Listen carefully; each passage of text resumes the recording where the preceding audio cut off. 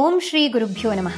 ನಮ್ಮ ಮಕ್ಕಳಿಗೆ ನಾವು ಶ್ಲೋಕವನ್ನ ಅಭ್ಯಾಸ ಮಾಡಿಸ್ಲೇಬೇಕು. ಅಯ್ಯೋ ಶ್ಲೋಕನ ಅದನ್ನ ಒಂದು ಕಡೆ ಕುತ್ಕೊಂಡು ಹೇಳೋದು ಅಂತಂದ್ರೆ ಬೋರಿಂಗ್ ಅಂತ ಮಕ್ಕಳೇನಾದ್ರೂ ಹೇಳಿದ್ರೆ ಇನ್ನು ಮುಂದೆ ಈ ಉತ್ತರವನ್ನ ನೀವು ಕೊಡಬೇಕು. ನಮ್ಮ ಬ್ರೈನ್ ಅಲ್ಲಿ ಹೈಪೋಥಲಾಮಸ್ ಅಂತ ಒಂದು ಚಿಕ್ಕ ಗ್ಲ್ಯಾಂಡ್ ಇದೆ.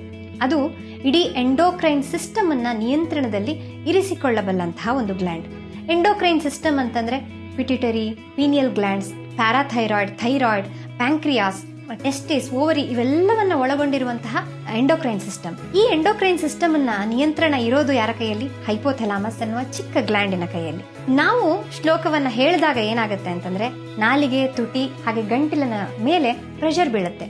ಈ ಪ್ರೆಷರ್ ಈ ತರ ಬಿದ್ದಾಗ ಆ ಹೈಪೋಥಲಾಮಸ್ ಗ್ಲ್ಯಾಂಡ್ ಅನ್ನೋದು ಸ್ಟಿಮ್ಯುಲೇಟ್ ಆಗುತ್ತೆ. ಹಾಗಾಗಿಯೇ ಅದನ್ನ ಮಾಸ್ಟರ್ ಸ್ವಿಚ್ ಬೋರ್ಡ್ ಅಂತ ಕರೀತಾರೆ. ಅದೂ ಅಲ್ಲದೆ ಇಡೀ ದೇಹ ಒಂದು ಸಮತೋಲನದಲ್ಲಿ ಕೆಲಸ ಮಾಡೋದಕ್ಕೆ ಈ ಹೈಪೋಥಲಾಮಸ್ ಗ್ಲ್ಯಾಂಡ್ ಅನ್ನೋದು ಸದಾಕಾಲ ಚೆನ್ನಾಗಿ ಸ್ಟಿಮ್ಯುಲೇಟ್ ಆಗಿರೋದು ಬಹಳ ಮುಖ್ಯ.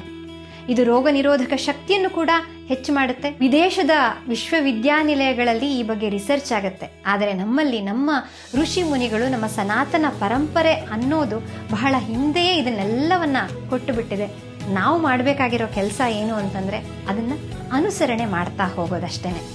ಇನ್ನು ಮುಂದೆ ನಮ್ಮ ಮನೆಗಳಲ್ಲಿ ನಮ್ಮ ಮಕ್ಕಳು ಶ್ಲೋಕವನ್ನ ನಿರಂತರವಾಗಿ ಹೇಳೋ ಹಾಗಾಗ್ಲಿ.